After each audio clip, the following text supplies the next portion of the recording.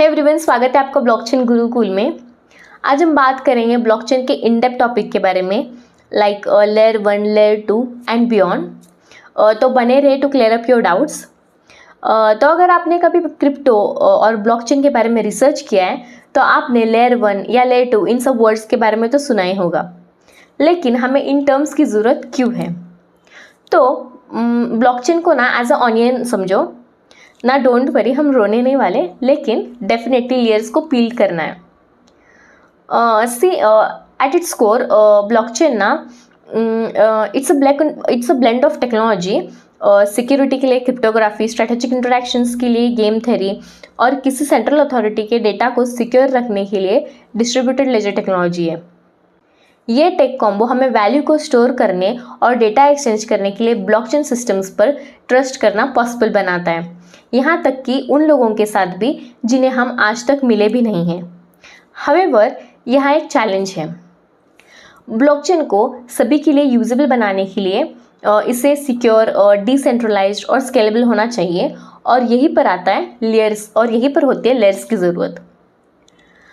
अब हमें लेयर्स को समझने के लिए पहले ब्लॉकचेन ट्रिलेमा को समझना होगा। ट्रिलेमा एक कॉमन थ्योरी है जो कहता है कि ब्लॉकचेन सिस्टम 3 में से सिर्फ 2 ही थिंग्स डिलीवर कर सकता है, डिसेंट्रलाइजेशन, सिक्योरिटी और स्केलेबिलिटी में से। आपको दूसरे 2 को मैक्सिमाइज करने के लिए एक को सैक्रिफाइस करना होगा। Let's break it down.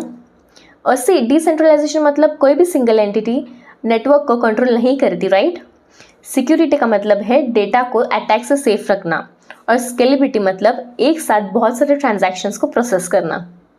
तो यहाँ प्रॉब्लम एक्चुअली है क्या? तो प्रॉब्लम ये है कि बिटकॉइन और इथेरियम जैसे ट्रेडिशनल ब्लॉकचेन्स डिसेंट्रलाइजेशन और सिक्योरिटी के मामले में तो बहुत अच्छे हैं, लेकिन वो स्केलेबिलिटी के साथ स्ट्रगल करते हैं। तो इसे इम्प्रूव करने के लिए आते हैं लेयर्स। तो अब बात करते हैं इसके एब्सोल्यूट बेस के बारे में, दैट इज लेयर 0। ये लेयर उस टेक्नोलॉजी से बनी है जो ब्लॉकचेन को पावरफुल बनाती है, जैसे कि इंटरनेट, फिजिकल हार्डवेयर और कम्युनिकेशन नेटवर्क्स।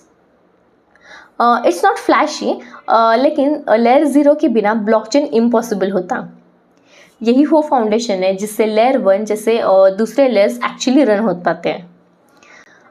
नेक्स्ट अब बात आती है लेयर 1 की, जो मेन ब्लॉकचेन नेटवर्क है जिसके बारे में हम अक्सर बात करते हैं। जब हम बोलते हैं ना इथेरियम या बिटकॉइन, तब हम बात कर रहे होते हैं लेयर 1 की। यहीं पे रहते हैं ब्लॉकचेन के कोर फंक्शंस, जैसे कि programming language, consensus algorithms like proof of work, proof of stake, block time और भी बहुत कुछ। तो लेयर 1 की रिस्पॉन्सिबिलिटी सिक्योरिटी और इम्यूटेबिलिटी को इंश्योर करना है, लेकिन साथ ही लेयर 1 के लिमिट्स भी है। जैसे जैसे ज़्यादा लोग ब्लॉकचेन यूज़ करने लगेंगे, इसका यूज़ स्लो और ज़्यादा एक्सपेंसिव हो जाएगा।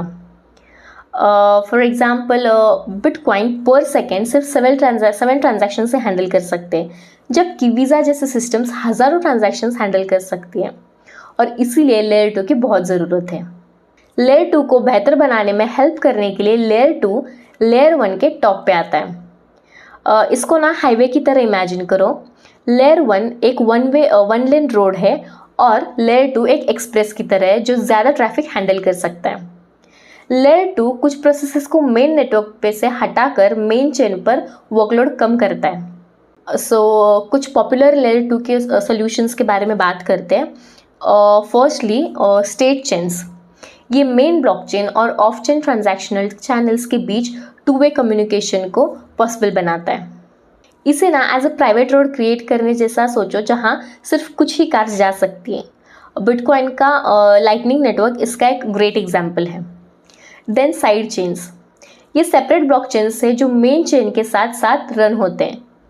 साइड चेन्स उनके खुद के मिनी हाईवेज की तरह है जो बहुत सारे ट्रांजैक्शंस को हैंडल करते हैं और सिर्फ ज़रूरत पड़ने पर ही मेन रोड पर वापस रिपोर्ट करते हैं। देन रोलअप्स में चेन से ट्रांजैक्शंस को प्रोसेस करते हैं और उन्हें एक साथ बंडल करते हैं, जिससे लेयर 1 का यूज़ करना चीप और फास्ट हो जाता है।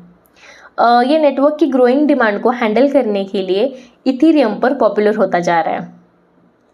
और फाइनली आता है लेयर 3, जो एप्लीकेशन लेयर है। यही पर real world applications come to life, जैसे कि डैप्स और स्मार्ट कॉन्ट्रैक्ट्स। लेयर 3 ही है जो ब्लॉकचेन को फाइनेंस, गेमिंग, सोशल मीडिया और बहुत सारे चीज़ों को यूजेबल बनाता है। इसी लेयर पर हम as end users directly interact करते हैं। तो क्या हम सच में ब्लॉकचेन ट्रायलेमा को सॉल्व कर सकते हैं?